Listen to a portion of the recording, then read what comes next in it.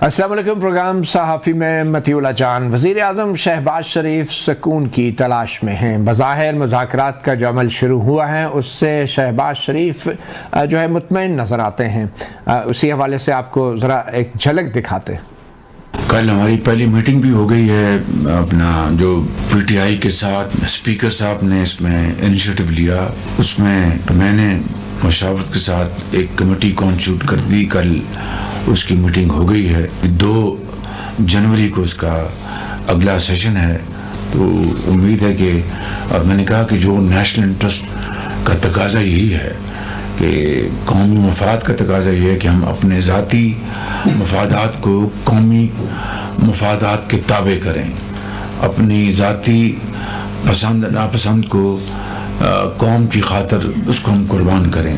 ये हमारे सामने होना चाहिए हदफ, और इसको सामने रखकर अगर ये गुफ्तगू शुनीद होगी तो यकीनन उससे मैं समझता हूँ कि मुल्क के अंदर एक सुकून आएगा, मुल्क के अंदर एक कौमी यकजहती जिसकी यकीनन बहुत ज़रूरत है उसको फ़रोग़ मिलेगा, और हमारी जो ये तरक्की का जो पहिया है वो तेज़ी से घूमेगा। लेकिन अगर कुछ नीयत कुछ और है, मैं किसी की नीयत को पर शक नहीं करता, मुझे पूरी उम्मीद है कि ये दोनों पार्टी जो हैं पीटीआई और हुकूमती पार्टी मिलकर कोई ऐसा हल निकालेंगे जिससे कि पाकिस्तान के बेहतरीन मफाद में अगर हम फैसले करेंगे तो इंशाअल्लाह इसका मुल्क कौम को बेपनाह इसका फ़ायदा होगा।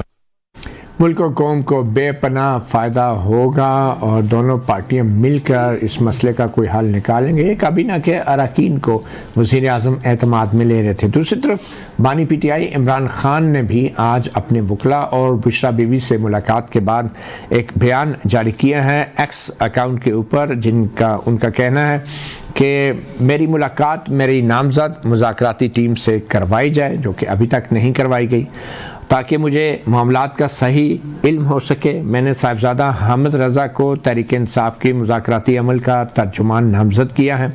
हुकूमत अगर नतीजा खेज़ मुज़ाकरात चाहती हैं तो 2 मुतालबात पे फौरी तौर पे अमल होना चाहिए। एक अंडर ट्रायल सियासी कैदियों की रहाई और दूसरा 9 मई और 26 नवंबर के वाक़यात पर सीनियर तरीन जजेस पर मुश्तमिल जुडिशल कमीशन का क़याम। उन मुतालबात पर अमल दरामद की सूरत में हम सिविल नाफरमानी की तारीख को मौखर कर देंगे। लेकिन मुझे ख़दशा है कि हुकूमत हमारे 9 मई और 26 नवंबर के तहकीकात के मुतालबे को पस पुश्त डालने की कोशिश करेगी, लेकिन हम ऐसा नहीं होने देंगे। मिलिट्री कोर्ट्स के गैर-आईनी फ़ैसलों को मुस्तरद करता हूँ। इन फ़ैसलों की वजह से पाकिस्तान की बैनुल-अक़वामी दुनिया में बदनामी भी हो रही है और ऐसे गैर इंसानी अमल से मुल्क को मुआशी पाबंदियों का सामना भी करना पड़ सकता है। तो ये थे दोनों इतराफ़ के मौक़िफ़ जो आपने सुने। आज इसी हवाले से हम बात करेंगे। इस्लामाबाद स्टूडियोज़ में हमारे साथ मौजूद हैं जनाब अख्तियार वली ख़ान, मुस्लिम लीग नून के रहनुमा हैं, और उनके साथ तशरीफ़ फरमा हैं अली बुखारी एडवोकेट, पाकिस्तान तहरीक इंसाफ के रहनुमा, और हमें वीडियो लिंक पे ज्वाइन किया है सेनेटर कामरान मुर्तज़ा, जमीयत उलमा इस्लाम से उनका ताल्लुक़ है। अली बुखारी साहब, आपके लीडर के बयान से तो ये लगता है कि सिविल नाफरमानी की तहरीक जो है उन्होंने मौखर नहीं की, लेकिन ये शुरू भी तो नहीं हुई। तो इस बयान से आपको क्या लग रहा है? वैसे तो आप अडियाला जेल गए थे, आपको शायद मुलाकात नहीं करने दी, चंद लोगों को ही रसाई मिली इमरान खान तक। तो क्या लगता है इस बयान से जो इमरान खान ने कहा है कि मौखर नहीं की जाएगी सिविल नाफरमानी की? बिस्मिल्लाहिर्रहमानिर्रहीम, अल्लाहुम्मा सल्ली अला मुहम्मदिन व आले मुहम्मद। मतीउल्लाह जान साहब, आज मैं गया था अडियाले जी, उनकी वकला से मुलाकात थी, और आपको पता है कि उनके ऑलमोस्ट हर केस में मैं पिछले 2-2.5 साल से जा रहा था, लेकिन पिछले कोई महीने 2 महीने में जाने में बहुत ज़्यादा प्रॉब्लम्स आ रही थी, और आज ये हुआ कि अली इजाज़ भुट्टर को और मुझे रोक लिया गया, बाकी लोगों को अंदर जाने दिया गया। बट एनी ये हमारे एक जो लोग अंदर गए थे बाहर आए, तो उन्होंने फिर ये एडवोकेट फैसल चौधरी भी मिले हैं। हाँ जी, वो भी मिले हैं जी, और काजी अनवर साहब थे वो मिले हैं, बैरिस्टर गौर साहब मिले, और हम तो क्या वजह, आपको क्यों रोका गया और दूसरों को क्यों इजाज़त दी गई आपके ख्याल में? ये मतीउल्लाह जान साहब, ये वजह तो अब आपको जेल एडमिनिस्ट्रेशन ही बता सकती है, जबकि अली इजाज़ भुट्टर उनके स्पोक्स पर्सन भी हैं इस टाइम, और इंतज़ार समझौता के बाद, और ऑब्वियसली मैं उनका मेन लीडिंग काउंसिल में से लीगल टीम का हिस्सा हूँ, और जो नाम भी पहले दिए गए जेल हुकाम को, जिसमें अप्रूवल होती है अली इजाज़ भुट्टर साहब देते हैं, वो सलमान हकीम राजा साहब की परमिशन के बाद उसमें भी दिया गया था, बट समहाउ द अदर नई मुलाकात उन्होंने करने दी। और उसके बाद ये एलामिया मैंने भी देखा, आपने भी देखा खान साहब के ट्वीट से जो एक्स पे आया। प्लस हमें बताया गया कि जी जो हमने पूछा फिर जब लोग बाहर आए वहाँ से, क्योंकि काफ़ी देर हो चुकी थी और हम लोग आगे वापस, तो फिर यही पता चला जो आपने बातें बताई। अब ये बताया ना कि मौखर ना करें, ये सिविल नाफरमानी मौखर शुरू ही नहीं हुई, तो मौखर का क्या? उसकी वजह भी यही थी कि जब हम खान साहब ने सिविल नाफरमानी की तारीख की कॉल दी थी, और आपको याद हो संडे के लिए, तो उसके बाद हुकूमती बेंच में ये चीज़ आ गई उनकी तरफ से कि जी हम एक for the purpose of negotiation हम एक कमेटी तश्कील दे रहे हैं, और वो कमेटी उन्होंने तश्कील दी जिसकी वजह से इसको पोस्टपोन किया गया, ख़त्म नहीं किया गया। उस टाइम ही पोस्टपोन का अल्फाज यूज़ किया गया था। उसके बाद कमेटी का एक मीटिंग भी होगी, ऑब्वियसली हमारी जो खान साहब ने 5 या 6 दिसंबर को बनाई थी पहले, क्योंकि इनिशिएटिव तो हमने लिया। वैसे तो ये ओरिजिनली तो, और ऑनेस्टली स्पीकिंग हमेशा सिटिंग गवर्नमेंट्स जो पावर कॉरिडोर में बैठी होती हैं, इनिशिएटिव हमेशा वो लेती हैं क्योंकि अपोजिशन दुनिया की जिस जगह भी हो बड़ी टफ होती हैं। लेकिन शहबाज शरीफ साहब ने तो कह दिया कि उन्होंने भी, देखिए उन्होंने 20-22 दिन जितने भी लगा दिए, पता नहीं किस चीज़ पे सोचने के लिए लगा दिए या इजाजतों के लिए लगा दिए। लेकिन वापस ये बताए ना कि अब होगा क्या? क्या इमरान खान साहब इस मुज़ाकराती अमल को सपोर्ट कर रहे हैं? आज की मुलाकातों के बाद क्या आपको तासुर? देखिए इमरान खान साहब तो ऑब्वियसली इसको सपोर्ट कर रहे हैं, रीज़न बीइंग कि इमरान खान साहब ने ही हमारी जो तश्कील दी कमेटी, वो इमरान खान साहब ने खुद तश्कील दी। डेडलाइन जो दी है 2 मुतालबात के लिए, देखिए कब तक की डेडलाइन है? अब मैं 2-3 क्वेश्चन आपके 1 बाय 1 इकट्ठे एड्रेस कर देता हूँ। देखिए पहली बात तो ये है कि कमेटी जो है मतीउल्लाह जान साहब, इमरान खान साहब ने खुद तश्कील दी, और उन्होंने हमारे सुनिए थात कौंसल के चेयरमैन अहमद रजा साहब को उसका स्पोक्स पर्सन भी मुकर्रर कर दिया, और उनको ये अथॉरिटी भी दी कि वो जाके गुफ्तगू करें। लेकिन ये जो बात करेंगे वो इमरान खान साहब को बताई जाएगी, अंदर उनसे डिस्कस की जाएगी, जो होना भी चाहिए। फॉर एग्जाम्पल जैसे नवाज शरीफ साहब कहते हैं कि मैंने, शहबाज शरीफ साहब कहते हैं कि मैंने एक कमेटी तश्कील दे दी, तो क्या स्पीकर साहब की अंडर सुपरविजन वो कमेटी इस काबिल है कि वो करके खुद ही डिसाइड कर दे? नहीं, उन्होंने भी जाके तो शहबाज शरीफ साहब से कहीं से पूछना पड़ेगा। 2 मुतालबात पे अमल कब तक होना जरूरी है? अब ये 2 मुतालबात है, तो ये 2 मुतालबात क्या हैं मतीउल्लाह जान साहब? नंबर 1 कि एक fair, free, transparent judicial commission बने। For what purpose?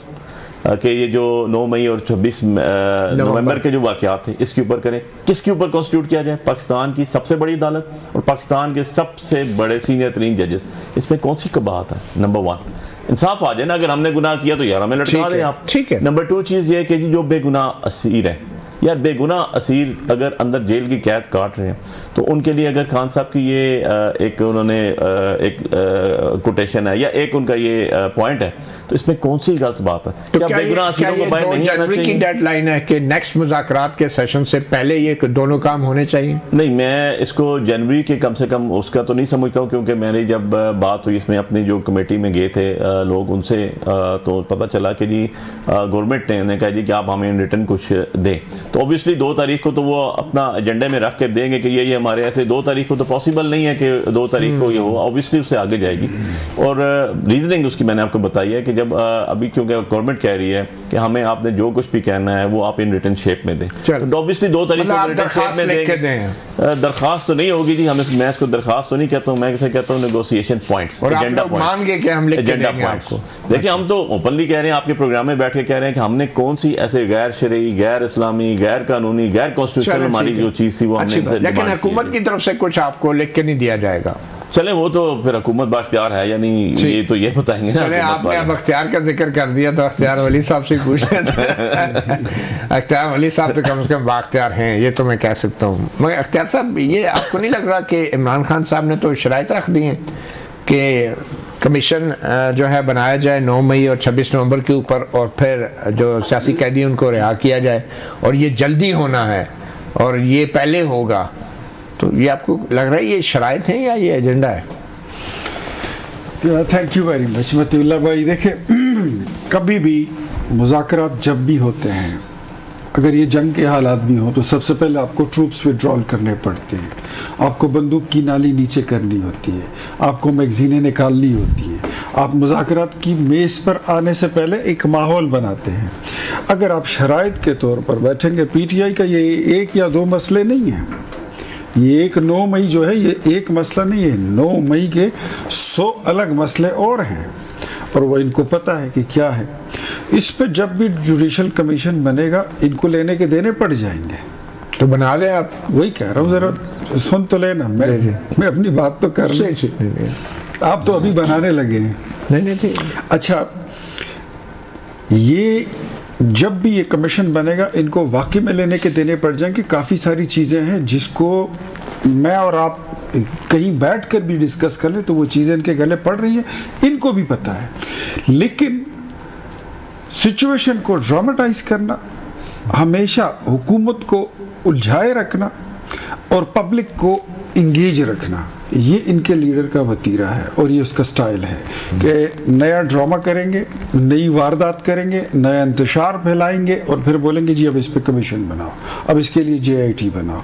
पूरी हुकूमत कुछ भी ना करे, बस इनके लिए आप कमीशन तो बनाते जाओ और JIT बन। नहीं, मैं ये नहीं कहता कि हम नहीं बना रहे हैं, मैं वैसे इनका स्टाइल ऑफ जो है पॉलिटिक्स का वो आपको बता रहा हूँ। ठीक, स्टाइल तो है ना सर। अच्छा, हाँ स्टाइल ही है और स्माइल है, कमीज की मोरी और क्या, और तो कुछ है ही नहीं। स्टाइल तो हुकूमत का भी होना चाहिए ना थोड़ा बहुत। 1 करोड़ नौकरियां भी हैं, 50 लाख घर भी है, मदीने की रियासत भी है, नया पाकिस्तान भी है, साथ में इनकलाब भी है। अच्छा, बस साथ में ये भी है कि आप बेहतर ये होता, मैं बीइंग अ डेमोक्रेट कहता हूँ, एक सियासी कारकुन की हैसियत से, सियासतदानों के पास हाथ में न बंदूक होती है न तलवार होता है। सियासतदान जब भी उनका जो टूल होता है, उनका औजार होता है, उनका असला होता है, वो उनका नारा मस्ताना होता है। अच्छा, नारा ये जो मस्ताना 26 नवंबर को नारा मस्ताना बजा था, ये किसने किया था? ये जो गोलियां चली हैं और लोग मरे हैं उसमें, ये जो आवाज लगी थी कि अल जिहाद, ये नारा मस्ताना था।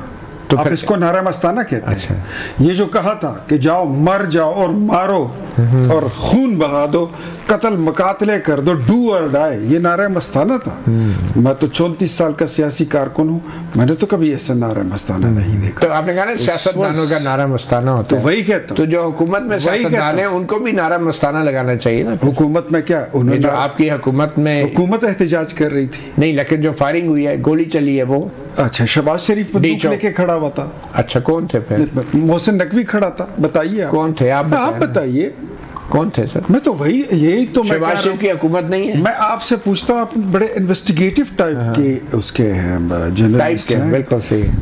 हाँ, इन्वेस्टिगेटिव। सर ये बताए ना सॉर्ट ऑफ ये क्या हुआ है? अच्छा, आप ये अच्छा मुज़ाकरात मुझे ये बताइए, मेरा एक सवाल भी आप ले लें, सवाल भी ले लें, तजिया तबसरा भी ले लें। पेशावर से लेकर डी चौक पहुंचने तक PTI के पास एक लम्हे की वीडियो मौजूद है। Why don't they have? इनके पास एक चंद सेकंड की वो वीडियो नहीं है कि गोली चलाई किसने, गोली लगी किसको। सर, जिन पे गोलियां चल रही हो फिल्में नहीं बनाते सर। सर मैं आपको एक बात बताऊं, मोबाइल निकाल के मैं आपको एक बात बताऊं, खुदा की कसम है, ऐसी कंपोजिशन और ऐसी डायरेक्शन मैंने कभी न शानू स्टूडियो में देखी है, न बॉलीवुड में देखी है, न हॉलीवुड में देखी है। एक एक बंदे के पास 3-3 कैमरे होते हैं। चले, अब गोली वहां पे कहां पे चली है? मैं आपको सिर्फ एक जुमला कहूं कि इनके अपने लोग, इनके अपने लीडर असला लहराते हुए आए थे। चले ठीक है, गोली कहीं ना कहीं से तो चली है। चले, इसी के लिए कमीशन बनाना भी जरूरी है। आप ये बात तो मान रहे हैं, कमीशन बना लेते हैं, बना लेते हैं थोड़ी। अच्छा, इनसे जरा थोड़ी सी गारंटी ले ले कि अगली शरारत ना करें। सर ये गारंटी क्या होती है आपको भी पता है। गारंटी तो आपको भी जो दी गई थी उनका क्या हुआ। बट सेनेटर साहब, कामरान मुर्तज़ा साहब, ये जो मुज़ाकराती अमल है, जमीयत उलमा इस्लाम इस अमल का हिस्सा क्यों नहीं है? क्या आप इतने इररिलेवेंट हैं 26वीं यानी तरमीम हो जाने के बाद? 26वीं तरमीम का इस मामले से तो कोई बहरा ताल्लुक नहीं है, और वैसे भी JUI का यहाँ पे तो कोई डिस्प्यूट नहीं है। अगर डिस्प्यूट है तो मामला जो है वो गवर्नमेंट का या गवर्नमेंटल पार्टीज का और PTI का, और PTI जो है ना उसके कुछ मुतालबात हैं। पहले वो एस्टेब्लिशमेंट से मुज़ाकरात करना चाह रहे थे, अब एस्टेब्लिशमेंट से जो है ना वो मामला गवर्नमेंट की तरफ आया। तो मेरा ख्याल है कि एक अच्छी बात है, मगर अच्छी बात के साथ साथ जो वो ये मुज़ाकरात जो शुरू हुए हैं उसमें PTI के सिर्फ 1 दोस्त मौजूद थे, बाकी गो के कुल 3 थे। मतलब वो मेजॉरिटी जो है ना उसमें जो गैर हाजिर थी, ये कोई दुरुस्त मेरा ख्याल है नहीं है, कोई रवैया मुनासिब नहीं है। और एक दोस्त जो है वो गवर्नमेंटल साइड से भी गैर हाजिर थे, वो भी कोई गैर मुनासिब है। और फिर मुतालबात में बाकी मुतालबात तो होते हैं, मगर ये जरा जुडिशल कमीशन वाला मुतालबा कम अज कम मेरे समझ में नहीं आया। और ये दूसरा जो है ना वो सीनियर जजेस वाले को तो पहले भी जो है ना वो इसी तरह से मुतालबात में जो है ना पढ़वाया है। और ये जो जुडिशल कमीशन वाला है, जरा ये देखिए ना कि ये मिलिट्री कोर्ट वाला जो मामला है, ये क्योंकि 26 में ये अपना 9 मई वाली मामले को जो है ना वो कहते हैं कि उसका जुडिशल कमीशन बनाया जाए। उसमें मामला जो है वो जुरिसडिक्शन के हवाले से तो सब जुडिस है सुप्रीम कोर्ट के सामने। तो क्या मामला जो है जब सुप्रीम कोर्ट में सब जुडिस हो, उसकी एक लिम्ब जो है वो सब जुडिस हो, तो क्या जो है वो जुडिशल कमीशन उसमें इंक्वायर कर सकेगा? ये नहीं, मगर सुप्रीम कोर्ट के सामने तो ये मामला कामरान मुर्तज़ा साहब माजरत के साथ सुप्रीम कोर्ट के सामने जुडिशल कमीशन का और जो फैक्ट्स की तहकीकात का मामला है वो पेंडिंग नहीं है। सुप्रीम कोर्ट सामने क्वेश्चन ऑफ लॉ है और वो ये है कि क्या सिविलियन शहरियों को फौजी अदालत में ट्राई किया जा सकता है या नहीं। That's it. बात तो सुन लेना, पूरी बात सुन लेना, फिर उसके बाद जो है वो क्लियर हो जाएगा। तो उस 9 मई के वाक़े की एक लिम्ब चले क्वेश्चन ऑफ लॉ आपके मुताबिक जो है ना जुरिसडिक्शन के हवाले से वो पेंडिंग है सुप्रीम कोर्ट में। और दूसरी जो है ना वो दूसरी लिम्ब जो है वो जो ट्रायल है वो राइटली या रॉन्गली, क्योंकि मैं उससे इत्तफाक नहीं करता जुरिसडिक्शन के हवाले से कि वो मिलिट्री कोर्ट में, मगर राइटली या रॉन्गली जो है वो मिलिट्री कोर्ट के सामने पेंडिंग है। तो क्या जब मामला जो है ना फैक्चुअल साइड पे एक फोरम पे राइटली या रॉन्गली, मैं उसको अगेन जो है ना वो उसके साथ कंसीड नहीं करता। आपके इस बारे में कोई पोजीशन नहीं है? आपकी कोई पोजीशन नहीं है जमीयत उलमा इस्लाम की कि सिविलियन शहरियों का फौजी अदालत में ट्रायल होना चाहिए या नहीं? आपकी क्या पोजीशन? आप बिल्कुल सुनते नहीं है। JUI जो है इसको रिजेक्ट कर चुकी है और एक से ज्यादा दफा इसको रिजेक्ट कर चुकी है मिलिट्री कोर्ट को मुसलसल। और जिस वक्त जो ना ये 9 मई का वाकया हुआ था उसके बाद इमीडिएटली जो है ना भी रिजेक्ट कर चुके हैं हम कि नहीं, वो जो ना जुरिसडिक्शन जो है वो सिविलियन का जो मिलिट्री कोर्ट में ट्रायल नहीं हो सकता और हम जो है इसके मुखालिफ हैं। वो बात तो मैं और लीगल साइड पे कर रहा हूँ कि उसकी एक लिम्ब जो है वो पेंडिंग है सुप्रीम कोर्ट में और दूसरी लिम्ब पेंडिंग है मिलिट्री कोर्ट में। जुडिशल कमीशन प्रोसीड कर सकेगा या नहीं कर सकेगा एक बात, और जुडिशल कमीशन आज तक जितने बने हैं इस पाकिस्तान में उसका क्या कोई नतीजा सामने आया है? ठीक है, चले होपफुली अब दोबारा कोई जुडिशल कमीशन कभी बनेगा ही नहीं, क्योंकि माजी में ये सब बेनतीजा रहे हैं। एक छोटी सी ब्रेक लेते हैं, ब्रेक के बाद बात करते हैं। Welcome back. मुज़ाकरात से जुड़ा है 9 मई का मामला और इमरान खान ने कहा है कि इस हवाले से जुडिशल कमीशन जल्द बनना चाहिए। बैन-अक़वामी रद्द-ए-अमल भी बड़ा सख्त आया है उन सज़ाओं के हवाले से जो कि फ़ौजी अदालत ने 9 मई के मुल्ज़मान के हवाले से सुनाई हैं। सबसे पहले तो जो हमने देखा कि यूरोपियन यूनियन का रद्द-ए-अमल आया। यूरोपियन यूनियन ने तशवीश का इजहार करते हुए कहा कि शहरी और सियासी हकूक़ के बैन-अक़वामी मुआहदे ICCPR के तहत इन फैसलों को उन जिम्मेदारियों से मतसादम देखा जा रहा है जो पाकिस्तान इस मुआहदे का पाबंद है। ICCPR के आर्टिकल 14 के मुताबिक हर शख्स को ऐसी अदालत में मुनसफाना और अवामी ट्रायल का हक हासिल है जो आज़ाद, गैर जानबदार और मजाज हो और उसे मुनासिब और मौसर कानूनी नुमाइंदगी का हक हासिल हो और फौजदारी मुकदमे में दिया गया कोई भी फैसला मंजर आम पे लाया जाएगा।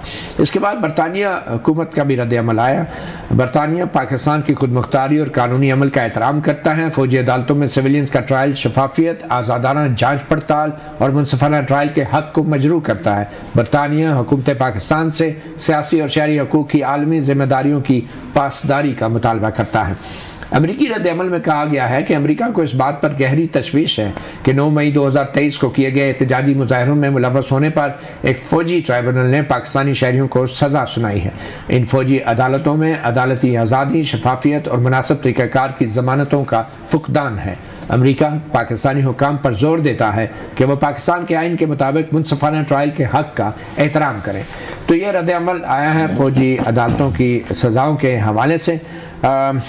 अली बुखारी साहब, ये क्या लग रहा है आज जो GHQ हमला केस 9 मई के हवाले से तकरीबन 150 के करीब जो मुल्ज़मान थे उनके ऊपर भी फ़र्द जुर्म आयद की गई है, तो उस हवाले से आप कुछ बताना चाहेंगे कि अगर फ़ौजी अदालतों की तरफ से सज़ाओं के ऊपर ये रद्द-ए-अमल आ रहा है, तो फिर सिविलियन अदालतों के ऊपर, सज़ाओं के ऊपर तो किसी को एतराज़ नहीं होना चाहिए अगर कोई मिलती है तो। देखिए मतीउल्लाह जान साहब, 2-3 चीज़ें मैं इसमें वन बाय वन आपको बताऊँगी।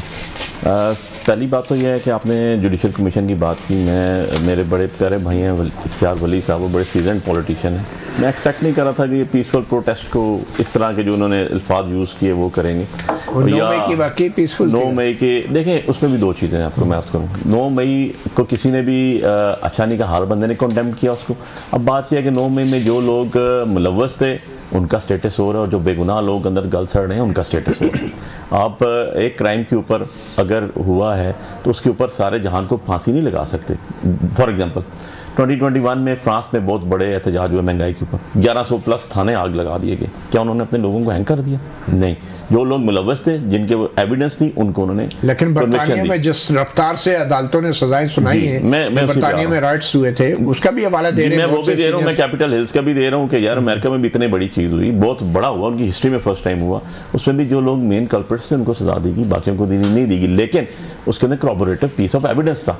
अब बात यह है कि मैं तो इसमें खुद वकील हूं, ओपन प्रोसीजर था, सिविलियन कोर्ट थी। और सबसे बड़ी बात यह है कि जितना भी ये इंसिडेंट हुआ, इसकी जो जगह बताएगी जहाँ पर ये, वहाँ पर सीसीटीवी फुटेज मौजूद थी, और वो सीसीटीवी फुटेज कहीं भी रिकॉर्ड का हिस्सा नहीं है। सो बात यह है, और that was in the custody of. अब वो किसी मिसल में, मैं तो इसमें खुद वकील हूँ, तो ये जब चार्ज की आपने बात की तो इस पर हमने 265D की एप्लीकेशन दी थी कि यार जज साहब, ये जो लोग बेगुनाह हैं, जिनके खिलाफ चार्ज लगा हुआ है, और जो आप लगा रहे हैं चार्ज, जो एलिगेशन है वो प्रूव नहीं हो रहा, उनका उसके साथ तल्लक नहीं है। फॉर एग्जाम्पल शाह महमूद कुरैशी साहब 9 मई को तो आगा खान हॉस्पिटल कराची में थे, उनकी वाइफ का ऑपरेशन था। इमरान खान साहब जो हैं वो तो जेल में उसमें थे, कस्टडी पुलिस में थे, क्योंकि मैं खुद मिल के आया था। 3 लोग हम गए थे मिलने के लिए उनको उस time. He was in the custody H11 में, IG ऑफिस के साथ उनको रखा हुआ था। उसमें बैरिस्टर गौर था, मैं था, और ख्वाजा हारिस साहब थे। हम 3 लोग मिल के आए थे उनको, तो वो तो थे ही अंदर। अब बात यह है कि हमने चार्ज फ्रेम किया, but some of the other वो एक एंटी टेररिस्ट कोड के अंदर चल रहा है, ओपन ट्रायल हो रहा है। आपके पास भी चार्ज शीट उठाई हुई है, आपके पास भी पड़ी है। अब जो 18th अमेंडमेंट आई ना मतीउल्लाह जान साहब, उसके बाद एक सेक्शन ऐड हुई थी 10A फेयर ट्रायल की। अब फेयर ट्रायल मुझे बता दें, जो अंदर सजा हुई है उसमें चार्जशीट की तरह बाकी चीजें की। आप फौजी अदालतों में सिविलियन शहरियों के ट्रायल क्या है? जरा इनसे पूछता हूँ, इनकी बात पे तबसरा ज़रूरी है क्योंकि इन्होंने मेरी बात को एक कॉन्टेस्ट में बात की। मुझे ये बताइए कि अगर ये कहते हैं Imran Khan was in custody, वो जेल में थे, अगर वो जेल में थे तो PTI की सारी क़यादत जो पेशावर की है वो रेडियो पाकिस्तान को जलाने पे क्यों तुली हुई थी? आपकी सारी क़यादत वहां से क्यों गिरफ्तार होती है जहां पे चकदरा फोर्ट है? आपके लोकल और तो इसमें इमरान खान का क्या ताल्लुक? आता वो आखिर में आपको बताता हूँ। आप ही की क़यादत जो है कर्नल शेर के मुजस्समे जो पंजाब रेजिमेंट सेंटर का मरकजी सेंटर है वहां पे क्यों पाई गई उस मुजस्समे को तोड़ते हुए? जिना हाउस से आप ही के लीडर का भांजा फौज की वर्दी को डंडे में देके इस तरह हाथ में उठा के वो जो तंजिया जुमले वो कस रहा था, वो क्यों था? जो फिर वहाँ पे डॉक्टर यास्मीन राशिद की वीडियो आई, वो क्यों थी? फिर आप ही के कुछ लीडर और भी बड़े नाम है, मैं सबके नाम क्यों लूँ? GHQ के गेट पर हमला जब हुआ तो वहाँ से आपके कारकुन अगर नहीं गिरफ्तार हुए, कोई और थे, तो पूरे मुल्क में कराची, क्वेटा, ज़ियारत रेजिडेंसी, पंजाब, खैबर पख्तूनख्वा, स्वात, चकदरा फोर्ट, अगर सारे लोग एक ही दिन आए और वो फौजी तनसीबात पर हमला कर रहे हैं तो इनको कोई इल्हाम हुआ था? इनको कोई आसमानी सहीफा आया था? इसमें इल्हाम हुकूमत का हुआ कि इमरान खान के कहने पे? उस पे आता हूँ। Who was the mastermind? Imran was the mastermind. क्या सबूत है? सबूत यही है कि उसने कहा था कि मुझे आप अरेस्ट करेंगे तो उसके बाद आप प्रोटेस्ट देखेंगे और आवाम का एहतजाज देखेंगे। इसका मतलब क्या? एक और दूसरा ये कहते हैं कि उनको किस तरह शरीक जुर्म करार दिया जा सकता है। तो आप लॉयर हैं, मैं तो लॉयर नहीं हूँ। Would you elaborate? आप बताएंगे, हमें समझाएंगे कि what is the section of law? चले ठीक। नंबर 109, जो 109 है वो क्या है? फिर यही होता है ना। चले उस मामले में सुप्रीम कोर्ट का भी फैसला आना है, एक फौजी अदालतों में सिविलियन शहरियों का ट्रायल हो सकता है। लेकिन हम तो अपैरेंटली जो सामने हमें नजर आ रहा है, जो हमने देखा और जो हम चीजों को देख रहे हैं, तो अच्छा आपने पूछा फौजी अदालतों का, तो ये मेरे ख्याल में ज़्यादा बेहतर जवाब यही दे सकते हैं इनकी हुकूमत में इन्होंने क्या किया था फौजी अदालतों के बारे में।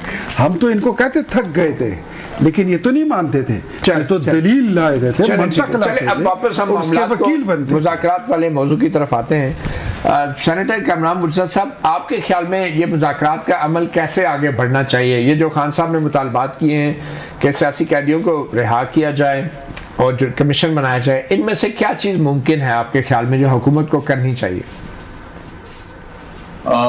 जुडिशल कमीशन के बारे में तो मैंने अपनी राय दे दी कि इस वक्त जो है ना उसका वो फ्यूटाइल एक्सरसाइज होगी। उससे बेहतर ये कि कोई पार्लिमानी कमीशन बना लें अगर कोई पॉलिटिकल एक्ट लेना भी है।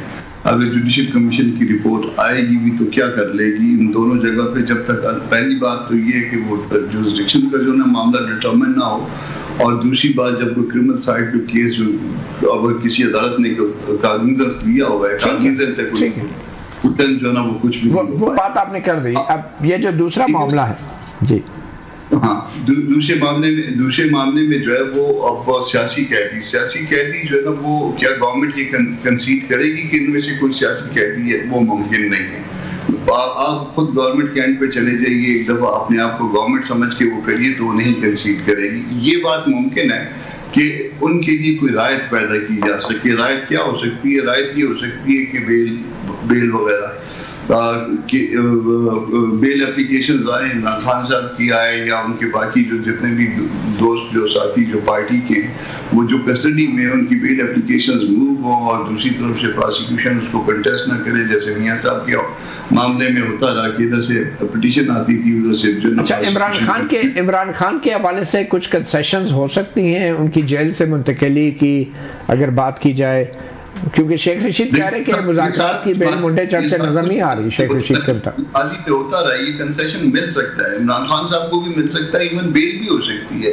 बेल अगर फर्ज करिए कि बेल मूव होती है और दूसरी तरफ से कंसीड कर लिया जाता है कि ठीक है हमें कोई एतराज नहीं है, या बाज़ मेडिकल ग्राउंड होता है, बाज़ अदरवाइज स्टैट्यूटरी ग्राउंड भी अवेलेबल हो गया होगा शायद अब तो वो कहीं पे जो है ना अगर कोई एप्लीकेशन आती है तो ये फिल वक्त मुमकिन है कि बेल ग्रांट हो जाए, और देन जो है उसके बाद जो ट्रायल है वो अपनी राह ले, उसमें वहाँ भी कोई कंसेशन देना हो तो दिया जा सकता है। 265 के की दरख्वास्त आए और एक्विटल में कन्वर्ट हो जाए, दूसरी तरफ से कंसीड किया जाए, मगर उसके लिए जो है ना वो जो अल्टीमेट जो वो डिसीजन है वो दोनों पार्टियों को वो करना होगा। ठीक है, और ये बेल का या 265 एक्विटल का जो डिसीजन है ये दोनों पार्टियों को करना है। बज़ाहिर तो लग रहा है कि अदालतों ने ये फैसले करने में वो अल्टीमेटली प्रोसिक्यूशन कंसीड तो कर सकती है ना, प्रोसिक्यूशन अगर कहे कि जी वाकई केस नहीं बनता। बिल्कुल सही है, बिल्कुल सही। बहुत शुक्रिया कामरान मुर्तज़ा, सेनेटर अख्तियार वली खान साहब और जनाब अली बुखारी एडवोकेट साहब सहाफ़ी प्रोग्राम में। अगले सेगमेंट में हम बात करेंगे डॉक्टर शीरी मज़ारी से जो उन 102 9 मई के मुल्ज़मान में शामिल हैं जिन पर आज GHQ हमला केस में फर्द जुर्म आयद की गई है। एक वक्फे के बाद वेलकम बैक। सहाफ़ी प्रोग्राम में हमें ज्वाइन किया डॉक्टर शीरी मज़ारी ने, जो कि पाकिस्तान तहरीक इंसाफ की एक सरकर्दा रहनुमा भी रही हैं और 9 मई के हमलों के हवाले से अभी भी अदालतों में पेश होना पड़ रहा है। आज ही के दिन रावलपिंडी में GHQ हमला केस में 102 दूसरे PTI के कारकुनों के साथ उन पर भी फ़र्द जुर्म आयद किया गया है। डॉक्टर शीरी मज़ारी, बहुत शुक्रिया आपने हमें सहाफ़ी प्रोग्राम को वक्त दिया। सबसे पहले तो ये बताएं कि आज जो फ़र्द जुर्म आयद हो गई है तो आपको एग्जैक्टली कुछ अंदाज़ा है कि ये जुर्म किया क्या है? आपको पढ़ के सुनाई गई ये फर्द जुर्म, और इस हवाले से आप क्या कहें? देखिए, पहली बात मैं बता दूं कि उन्होंने इंडाइटमेंट पहले कर दी और चार्जेस हमें दे नहीं रहे थे। बड़ी मुश्किल से मेरे वकील ने आज चार्जेस लिए कोर्ट से, क्योंकि अगर इंडाइट आपको करते हैं तो आपको चार्जेस भी देने होते हैं ताकि हम जवाब दे सकें। बहरहाल वो मिल गए और ये मजाक ही एक है, पूरे क्रिमिनल जस्टिस सिस्टम का और कानून का एक मजाक उड़ाया हुआ है। अगर आप पढ़ें इनको तो उसमें 22 चार्जेस हैं जिसमें से 16 चार्जेस मेरे पे लगाए गए हैं ऑन द बेसिस पहले चार्ज पे। और पहला चार्ज आप देखिए इतना मजाया है कि एक वो चक्री रेस्ट एरिया में फिजिकल मीटिंग हुई, कोई रोज होटल है गालबन, मैं तो चक्री रेस्ट एरिया में कभी गई नहीं, तो वहाँ कोई रोज होटल है, उधर एक फिजिकल मीटिंग हो रही थी अपेरेंटली लीडरशिप की, और मैं और कुछ और लीडर्स जूम पे बुलाए गए। हालांकि जहां तक मुझे याद है हमारी सियासी मीटिंग जूम पे कभी भी नहीं होती थी। तो ये चार्ज पहले चार्ज के निस्बत कि क्योंकि आप जूम पे आई तो आपने और बाकी सारे लीडर्स ने सारे वर्कर्स को कहा कि टैक्सला जाके बेकरी में अटैक कर दो, कि अटक जाके पुलिस पे हमला कर लो, पिंडी में कोई 10 डिफरेंट जगहों पे जाके स्टैचूज तोड़ दो, पता नहीं क्या क्या कर लो। अब मुझे बताएं ये सीरियस चार्जेस हैं कि ये सियासी इंतकाम लेना चाह रहे हैं? ये तो कोई अजीबोगरीब बात है। मैं तो हंस रही थी कि अभी रियली सीरियस, और इस पे सारे चार्जेस दहशतगर्दी के हैं, यानी कि अब हम दहशतगर्द हो गए। अल्लाह की शान है, क्या किया जाए इस मुल्क में। मगर कुछ संगीन वाक़यात तो यकीनन हुए थे, आप अगर उनमें शामिल नहीं भी थी तो कुछ ना कुछ लोग तो शामिल थे, बहुत सारी वीडियोस भी अदालत के रिकॉर्ड पे आई हैं। अब सवाल ये पैदा होता है कि आप जब आपकी पार्टी, और मालूम नहीं मुझे ये कहना भी चाहिए कि आपकी पार्टी, मगर मुज़ाकरात का अमल शुरू हो चुका है, तो आप और आपके सैकड़ों जो कारकुनान हैं आपके साथ के, जो लीडरान हैं पीटीआई के, वो तो इन मुकदमात को भुगतते रहेंगे। तो आपके ख्याल में मुज़ाकरात से कोई उम्मीद रखनी चाहिए कि इससे आप जैसे कारकुनों और लीडरान के लिए भी कोई रिलीफ मिलेगा इस सारे मामले में? देखिए, आमतौर पे जब मुज़ाकरात कहीं भी होते हैं डिफरेंट पार्टीज के दरमियान, तो पहले आप एटमॉस्फेयर क्रिएट करते हैं ट्रस्ट का। आपका ट्रस्ट उसी वक्त आएगा जब आप लीडरशिप को रिहा करेंगे, जो सबसे सीनियर लीडरशिप है। जब वर्कर्स जो सियासी, जैसे अब ये मुझे बताएं, मैंने आपको मज़ाया खेज बता दिया है, इल्ज़ाम जो मेरे पे है, औरों पे भी इस तरह के हैं, कि ये आप हटाएं और आप सियासी इंतकाम खत्म करें। आपने अगर डायलॉग करना है तो एक तरीके से होता है ना, ये तो नहीं कि बंदूक रख के सर पे तो क्या बाकी बातचीत करें, ये बिल्कुल गलत है। बट मैं अब क्या कहूँ, इस मुल्क में जो मर्जी कर ले हुक्मरान, हम क्या कह सकते हैं भाई। ठीक है, बहुत शुक्रिया डॉक्टर शीरी मज़ारी, सहाफ़ी प्रोग्राम को वक्त देने के लिए। अब तक के लिए इतना ही, इजाज़त दीजिए, अल्लाह हाफ़िज़।